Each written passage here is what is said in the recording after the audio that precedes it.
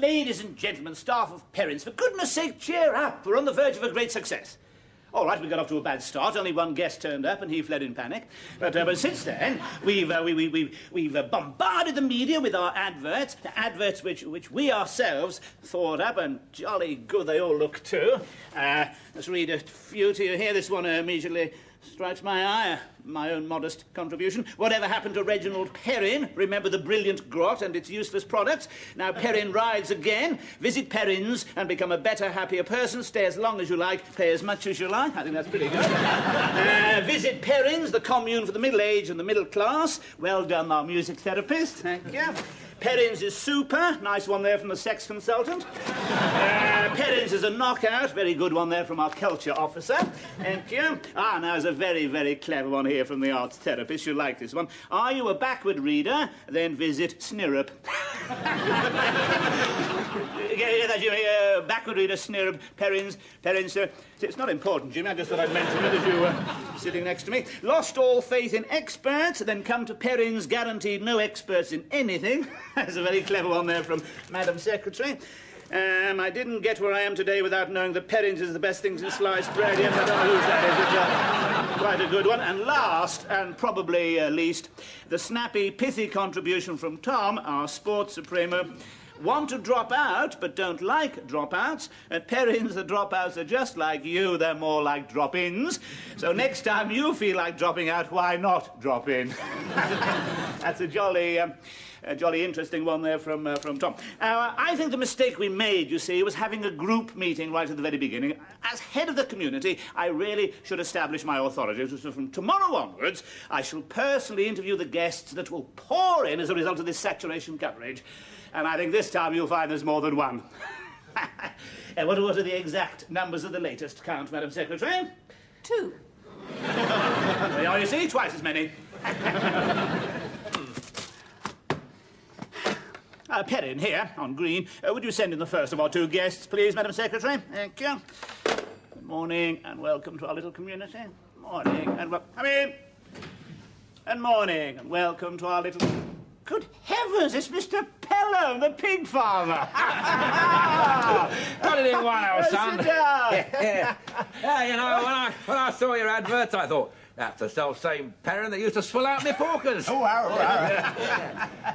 He's the man to come to with my problems, I thought. Right. So what are your problems, Mr. Pelham? Well, I've expanded, Reg.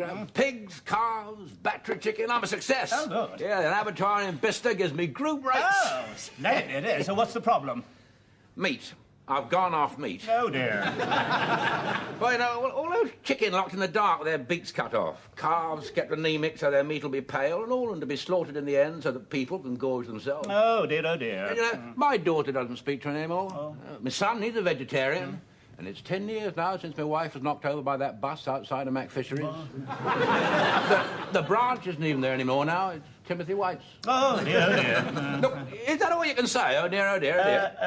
Oh, dear, oh, dear. No, try and look professional. Sorry, professional secret. Well, I get these strange dreams, Reg. Dreams of hell. Oh, dear, oh, dear. Yeah. Well, I'm locked in a cage and my nose cut off. Yeah, rows and rows of me, millions of me. And opposite, there are thousands of me turning on spits, dripping fat. Oh. And Satan and thousands of his sultry mistresses are licking their lips in anticipation of their finger-licking Hades fried Pelham. Oh, dear, oh, dear. Well, you can't do anything for me. No. We can do something. Say anything. We can. Yes, our expert therapists and consultants will help to make you a wiser, happier, braver, better, more complete human being. Yes. When you leave here, Mr. Pelham, your problems will be will no longer exist. Thank you, Reg. I knew you could do it. Yes, more than I did. Right. Perrin, here. Would you send in the second? I'm on red. Yes. Would you send in the? I may jump from red to green, so keep on your. Exactly. Yes. Would you send in the second of our 2 guests, please, Madam Secretary? Thank you. I must be much more confident and assertive right from the start. Morning, and come in. Morning. Thruxton Appleby, the textiles tycoon. I expect you've heard of me. Yes, of course you have. I saw your advert in the Mucklethwaite Morning Telegraph and I liked its barefaced cheek. One thing I admire, it's barefaced cheek. Yorkshireman, are you? No, a Londoner. Oh, that's odd. That's odd. You don't often find barefaced cheek among namby-pamby southerners. Well, Mr. Perrin, normally I don't bother with quacks, cranks or crackpots, but I've tried everything. Elf farms, edge shrinkers, religion. You are my last resort. Oh, how flattering. So what is your problem, Mr. Appleby? I'm not likeable, Mr. Perrin. Thinks he's not likeable and he's dead. Right. Sorry, professional secret. I'm not liked as a person, do you see? It's an ungrateful world.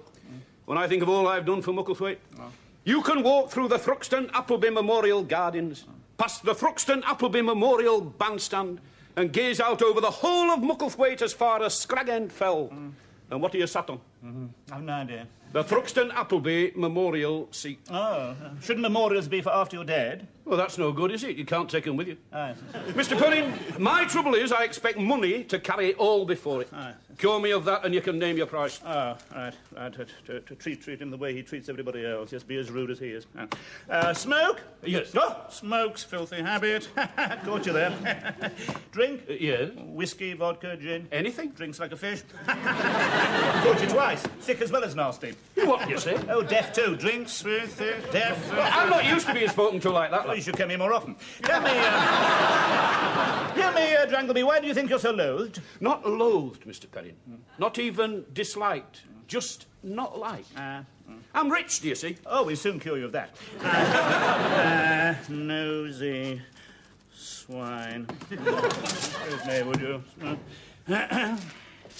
I don't think I'm a nosy swine. Caught you again. CJ, the very man, CJ. Would you come into my office in exactly 30 seconds on a matter of no importance whatsoever and help me deflate the pompous windbag who's sitting in there? It'll be a pleasure. Thank you, CJ.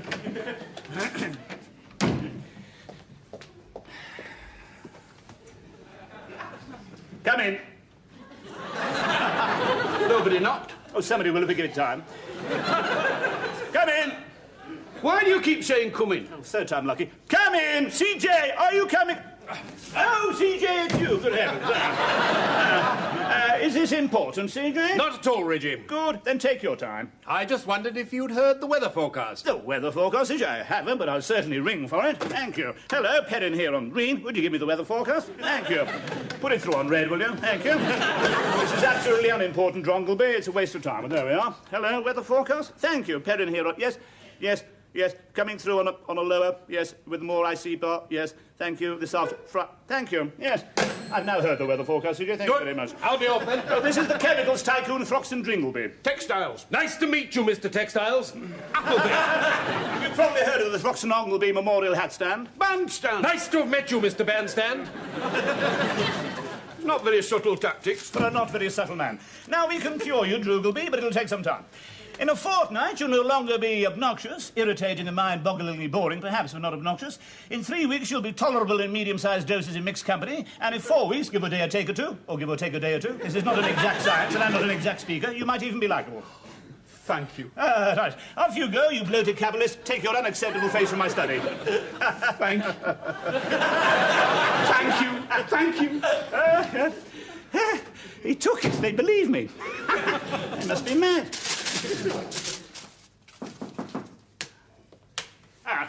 Morning, McLean. Morning. How are things going in the kitchen? We blairlicking goat stops. There we skeleton, he pladdle up your clunge. Good, glad to hear it. Things are going extraordinarily well outside. It's pretty quiet at the moment. The rush will soon be starting up. Do you think you can cope all right here? Slechty turgy versie. Well, peregrine hair slokes. Nee, cradle, you drink. Good. I must say, I like your attitude, McLean.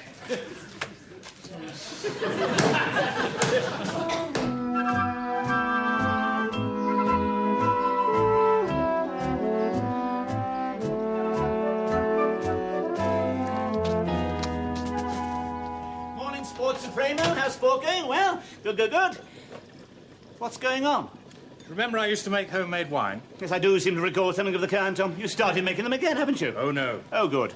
I'm making spirits now. Oh, God. Prune brandy, loganberry whiskey, sloe gin. Good God. I'm afraid I've got a disappointment for you, Reggie. Oh, yes, what's that, Tom? None of them ready to drink yet. Ah, what a shame. Gin too slow? I said the gin too... it's a play on... Tell me, so, how's sport coming along, then? How are the activities, huh? I told you, Reggie, I'm just not a sports person. But you started off so well, Tom, with that football with no opponents. I'm sorry, Reggie. I was discouraged by our early failures. I am not a sport person. Well, you better get undiscouraged. Otherwise, you'll end up not being a job person. Huh?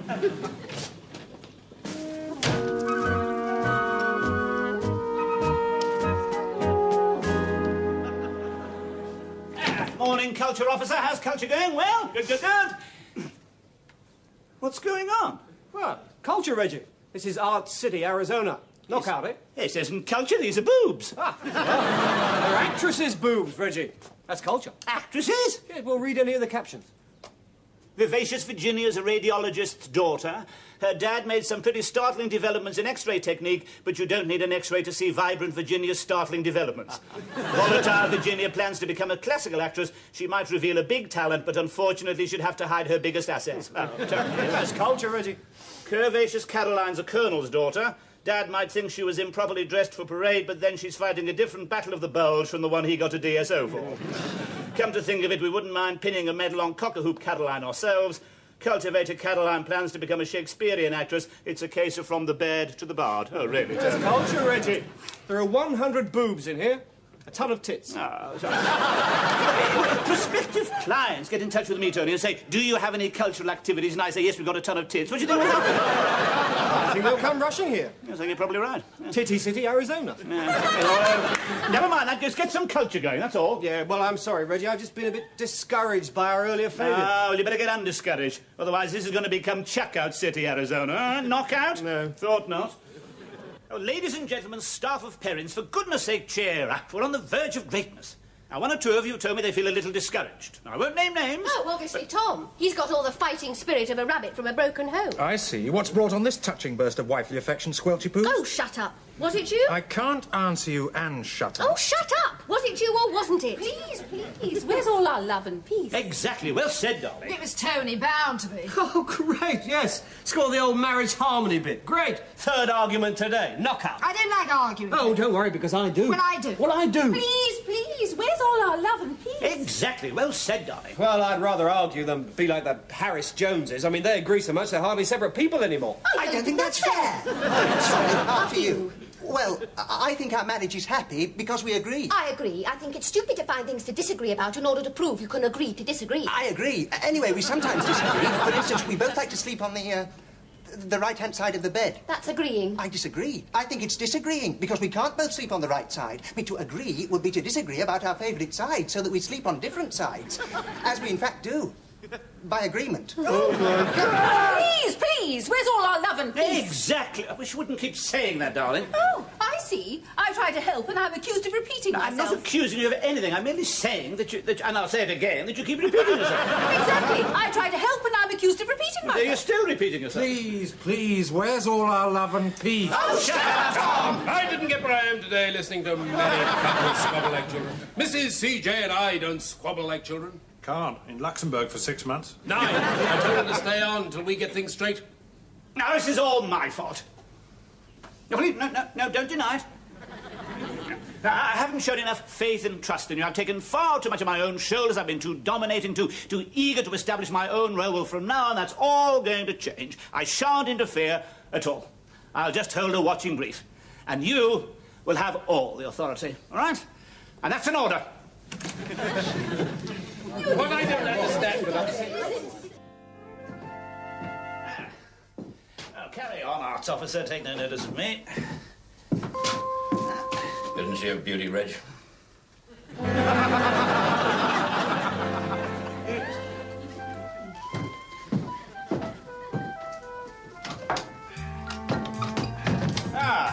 Carry on, crafts officer. Take no notice of me. Right, let's spin it then. She's got me over a barrel, Perrin. I cracked a joke. I'm getting quite likeable, aren't I? Damn it, blasted woman, I told you we were doing it all wrong. But almost like them. Here on.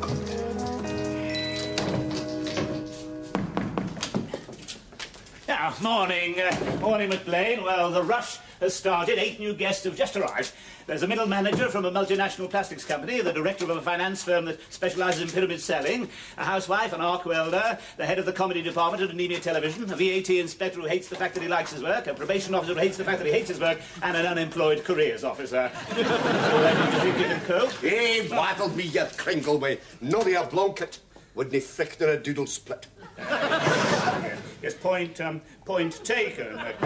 I wouldn't dream of interfering in your work here in the kitchen. I'm just holding a watching brief, as it were. But wouldn't you say that last night's chicken curry was just a little on the hot? No. I think you're right. Carry on, McLean.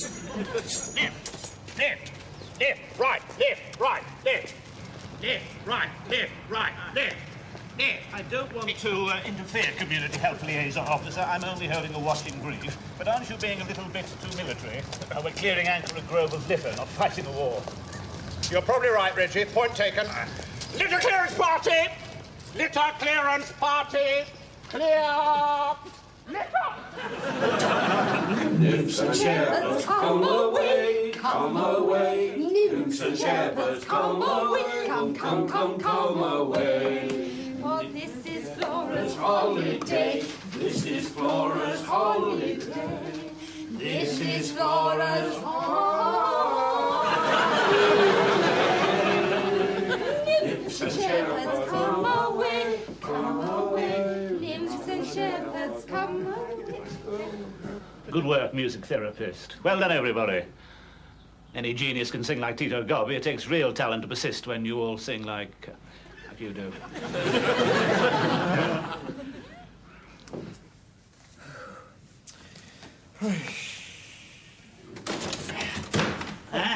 How's the head of the comedy department at Anemia Television? Not too bad, I suppose, all things considered. I'm sorry, you carry on, Doc, as if I'm not here. Huh? Right. Right. Now, well, we'll try a few simple word associations, Bernard. Mother? Comedy. Please don't interrupt, Reggie. Sorry. Right. Off we go. Now my mind's gone a complete blank. You're unsettling me, Reggie. I'm terribly sorry, Doc, for interrupting. No, I'm sorry. Just carry on as if I weren't here. It's mind over matter, you see. It's what we call psychological. Yes, I know, Reggie. Right, here we go now.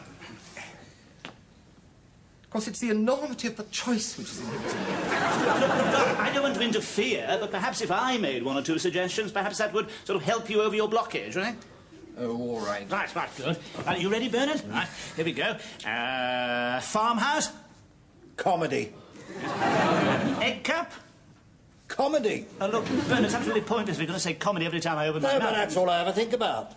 You see, everything I hear, I think, can I get a comedy series out of this? Just one successful series and I'd be laughing. Well, no, I don't mean I'd be laughing. I've got no sense of humour. Oh, no, but you must forget that, Bernard. That's what you came here for, to get back your sense of humour, all right? Now, I'm sorry, shall I carry on? Oh, yes, you carry on. Me? Up to me, right. Are you ready, Bernard? Taxidermy? Comedy. Oh, Bernard. No. We're planning a new series about a happy-go-lucky taxidermist. It's called Get Stuffed. Sounds an unlikely subject. Yeah, I know. It's what we call the underwater rabbi syndrome. Oh, I see. You dislike Jews. No, it just means that we're searching for ever more unlikely subjects for comedy. An underwater rabbi is the most unlikely we could think of. But you needn't have said rabbi, you see. I mean, you could have said underwater Methodist minister. See what I mean? You see, saying rabbi suggests a prejudice, even if unconscious. It's what we call a psychosemitic illness. But I like Jews. Some of my best friends are Jews. My parents are Jews. I was born Trillinstein. But you see, I didn't want people to say, well, of course he's successful because he's a Jew. I wanted them to say, well, of course he's successful. He's Bernard Trilling. Some hopes I should have that anybody should think that I was successful. A head of comedy without a sense of humour. A head of comedy without a sense of humour. Here, you've solved my problem. Well, I've got my sense of humour back. You're a wizard, Doc. I've done nothing. Don't look at me. I wasn't even here.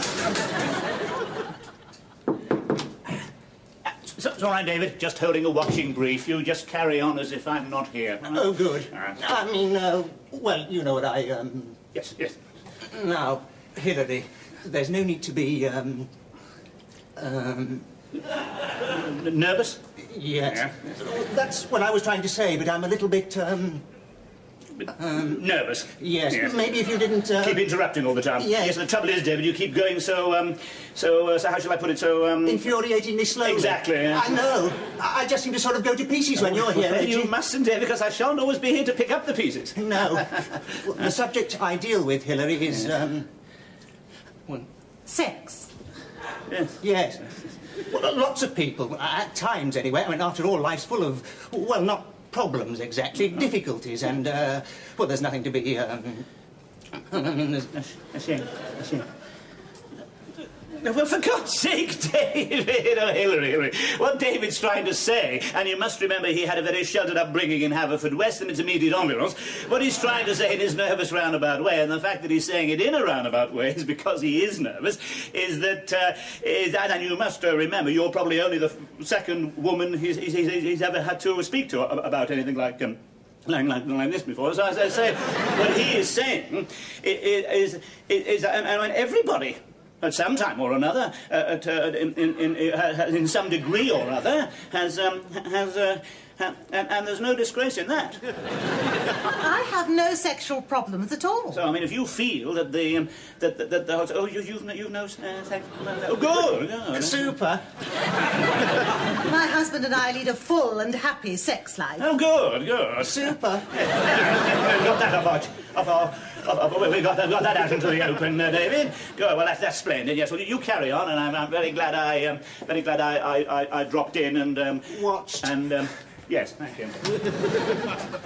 Morning, work therapist. Yes, Reggie, Elizabeth told me you were out holding a watching brief. Yes. She said I might use your office for my little role-playing session. Quite right, CJ. Yes, I've come here to hold a watching brief. Yes. And what is your role-playing session going to consist of today? Well, it's a little exercise in industrial negotiations. Arthur Noblet, the arc welder, you've met Mr. Noblet. Morning, Arthur.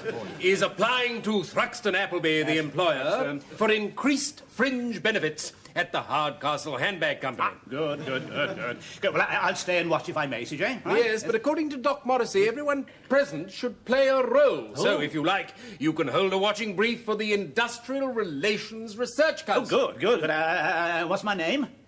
Reggie Perrin. I mean, we tried to keep the facts as much as possible. I see. And what part are you playing, CJ? Thruxton Appleby's secretary. And your name? Cynthia Jones. I'm sorry. Tell me, don't you think, CJ, it would be a more valuable exercise if Arthur played the manager and Thruxton the worker? How come? Well, it would teach them about the them and us situation which bedevils British industry so tragically. I didn't get where I am today learning about the them and us situation which bedevils British industry so tragically. Yes, I'm well aware of that, CJ, but I think it might be more fun my way. Reggie, you may have a point. I think we'll play it your way. Good. So it will be employer, worker, observer, and secretary. Cynthia Jones. Yeah, everybody out. We'll start again. Yes, come on, Arthur. Will you come out there? And quickly. All right. It's very good. What? How do we start, CJ? Well, you knock. Oh, sorry, I knock. Yes. Knock. Come in. Are you all right, CJ? Can I help you? Reggie! This is an important social experiment, and all you can do is laugh. Yes. You must immerse yourself in your role as I do. Yes. CJ is dead. Long live Cynthia Jones. Yes. Sorry, CJ. Get out. Sorry, Cynthia. Sorry, CJ. Get out! Yes. Come in. Morning. Perrin Industrial Relations Research Council. Mr. Noblet will be here in a jiffy, Mr. Perrin. Come in. No, Arthur, no, you've no need to knock, you see, because this is your office. Oh, of course, yeah, sorry. Yeah. Sorry, this is your show, CJ. But now I have butted my oar in, so to speak. Might I just make one more point? Arthur, when you come in with a bit more authority. After all, as I say, it is your office. Yeah. And make some mention about your journey here, something like what? 12 minutes late, traffic lights out of action at Hanger Lane, something like that. You'll think of something. Go out and come in again. Yes, go out and come in again, Arthur. Morning. 12 minutes late. Traffic light out of action at Hanger Lane. This is Mr. Perrin, Mr. Doblet. He's from the Industrial Relations Research Council. Hello. Come on. Oh, sorry, of course, that's for me, isn't it? Yes, come in. This is my bleeding office, isn't it? Yeah. Right, come in. We want more fringe benefits, Noblet. OK, you deserve them. No, I'm sorry.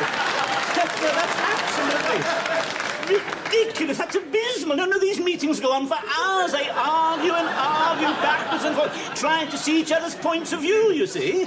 At least that's what they tell us. No, what you've got to try and do is immerse yourself in your roles a good deal deeper than that. I mean, take your example from CJ here, the Deborah Carve Botchley. Right? I'll go out again and start again. I think, CJ, I'm sorry, your show, CJ, but Arthur... Right. Here. Will you hand your holidays yet, Miss Jones? To tell the truth, I've hardly had time to draw breath.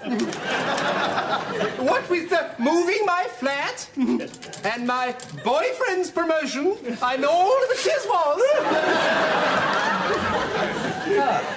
Well, morning, Miss Jones. 16 minutes late. Juggernaut jackknifed at Gerrard's Cross.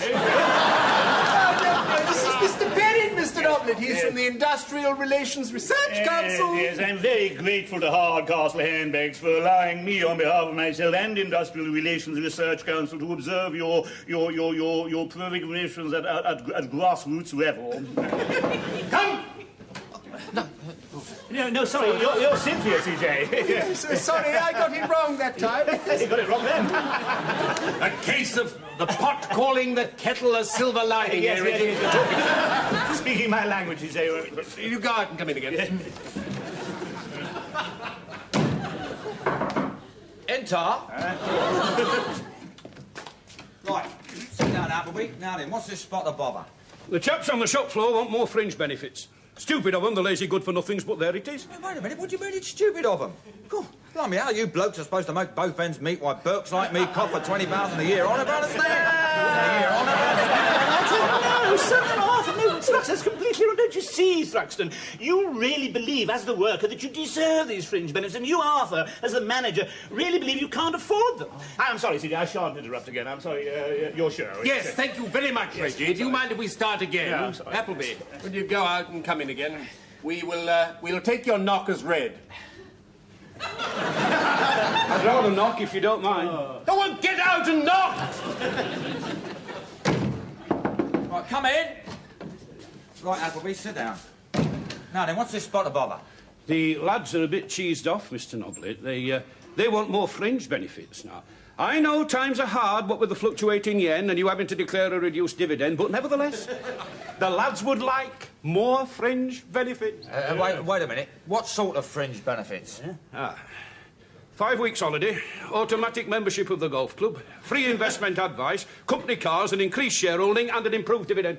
Piss off. No,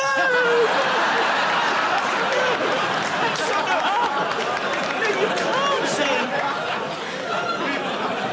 You can, but I mean, well, I suppose it's a little bit better. I'm sorry, CJ, I shan't say another word. I would like to get on with... But if I just make one more point. Don't you think it'd be a good idea if you and I took Thruxton and Arthur's place to demonstrate our negotiation technique? Would there be much value in that? Oh, I think so, CJ, with you as the rich, powerful boss, me as the underprivileged, depressed worker. Yes, I suppose we could try it, hang it on the clothesline, see if the cat licks it up. You're talking my language. Get off! I'm Cynthia. Remember your place.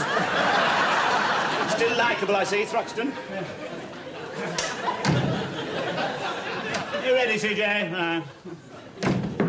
Do come in. Well, Perrin, what's the trouble? Well, Governor, it's like this. We feel we're falling behind vis-à-vis the workers in comparable industries, i.e. purses, briefcases, and stimulated leather goods generally, like. You had a pay rise only 8 months ago under Stage 3 of Phase 8, or was it Phase 8 of Stage 3? Now, we're not arguing about a basic wage. Basically, a basic wage is basically fair, basically. Now, what we're on about is a fringe benefit. What fringe benefits? Well, areas where I could suggest amelioration of traditional benefits will be 4 weeks paid holiday, increased productivity incentives, longer tea breaks, coffee breaks brought up to the tea break level, a concessionary handbag for every year of service, 15 minutes unpenalised latitude for lateness due to previously notified genuine unforeseen circumstances. Well, Perrin, I might be able to recommend to the board 1 day's extra holiday, and we might be able to think up something on incentives and then report back to you. We want deeds, not words, you see, otherwise we're coming out. I will not yield to threats by politically motivated scum! I don't think my members would appreciate that nomenclature. Well, that's what they are, isn't it? Marxist scum, rids under the handbags. I'll flush them out! All right, we're all coming out, then. You're all set! Right, you bastard!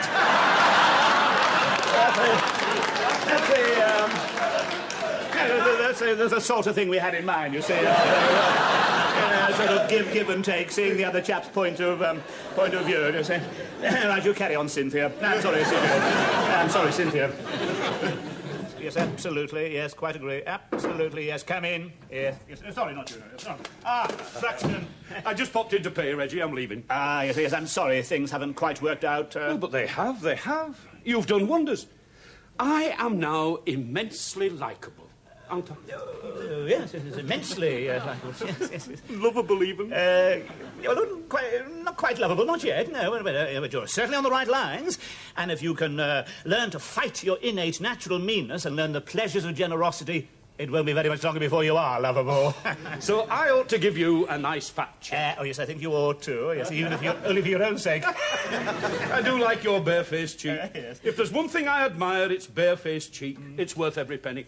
I'm a new man, you know. For years, all I thought about was business and money, money and business. But now... Oh, thank you. Don't worry about it being too much. It's tax deductible. All right.